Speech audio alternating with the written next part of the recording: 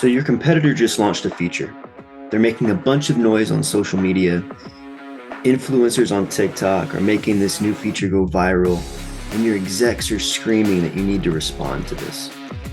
As a product manager, what do you do? Well, Happy New Year, and welcome to the newest season of Lessons in Product Management, where we're going to take real life lessons that I've learned or that I picked up from friends of mine in the product management sphere. And we're going to break down those lessons into actionable pieces of advice that you can take into your 2023 practice as a product manager and take your game to the next level. So, looking back on this story, right? Competitor launches a feature. It seems to be gaining momentum based on all the noise it's making in your industry. And your executives are nervous that you need to respond right away. And you're stuck with picking up the pieces and figuring out, what do I do with this? And proponents of things like game theory suggest that when there's moves, there need to be counter moves, right? But what if you're not playing the same game?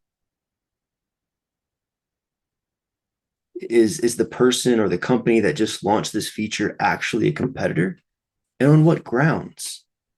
These are some of the questions that many product managers fail to ask.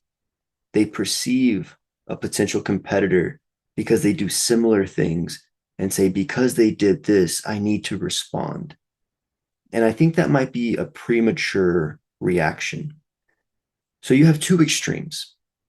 Okay, do you acquiesce to the request of your executives and go and build the feature? Or do you say no because it's not on the roadmap? Well, that's often the advice you get is, well, you have to do it because your leadership says so, or say no because it's not on the roadmap. And those are two extremes that I would suggest avoiding. I think some better options involve research, right? Everything we do as product managers should be backed by some level of primary and or secondary research, both quantitative and qualitative. But let's start in the qualitative space here. Okay, so your competitor just launched a feature. Great. Step number one, does the feature actually create value for the user?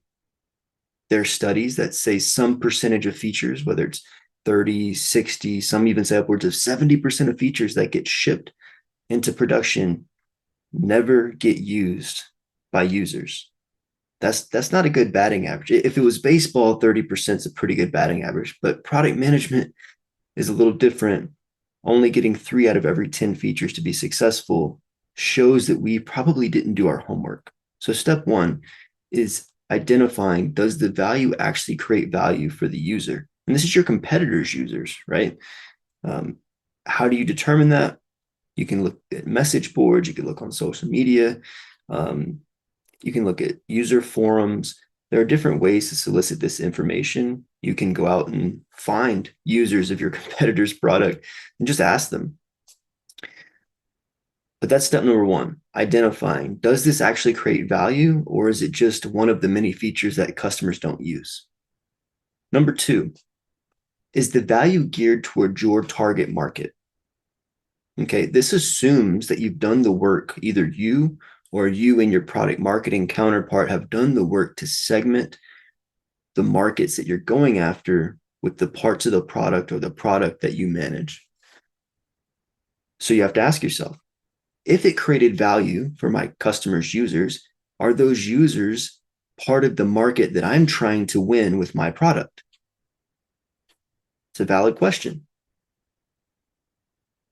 If the answer is no, you might be able to stop there and not have to go any further.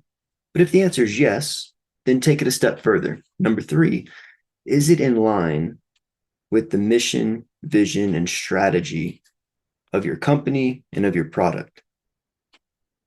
If you have multiple competitors in your sphere and you have different missions and visions, and they're building stuff based on that, and it doesn't align with your vision and your strategy, then it's like the ancient Chinese proverb where the one who chases two rabbits catches neither.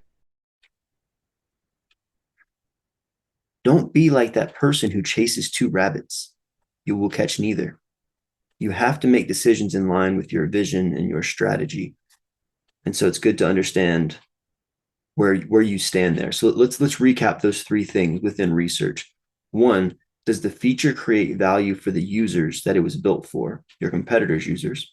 Number two, are those users in your target market that you're going after? And number three, is it in line with your vision and strategy? If the answer is no to any of those, then you can probably ignore it and take that research back to those antsy executives and just show them if we do this, it's a distraction from where we're trying to go. And this is why. But if the answer is yes to all three of them, great. You just learned something, right? Treat it like anything else that you would in the opportunity space. Prioritize it based on the value to the customer and the value to your business. Ask yourself, what is the opportunity cost of doing this now versus later? What are you now saying no to since you've now said yes to this? Or vice versa. What is the opportunity cost of saying no to this for now to pursue something else? So I hope that's helpful as practice this discipline of product management. You're going to have all kind of competing voices trying to get you to put something on a roadmap and prioritize development of something for a multitude of reasons. And competitive response is often one of those things that comes from different parts of the organization. The sales team says they can't sell it. The marketing team says they need something that they can market better, right? They need something to go and counter those competitors' messages with. Executives might, see something in the news and say, we have to do that too. But it's your job as a product manager to put in the rigorous effort of doing the right research to make the right decisions. And even if your executives or your peers don't agree with you in the moment, that's okay. If you bring the data, they will respect you for it. Where you won't get respect is just by doing whatever anyone tells you to do just because they said to do it or because they have a better title. So thanks for joining me for today's lesson in product management. And before you go, don't forget to subscribe and share with one of your product manager friends. Or for this episode, you can share with one of your executives who keep freaking out about what your competitors are shipping to market.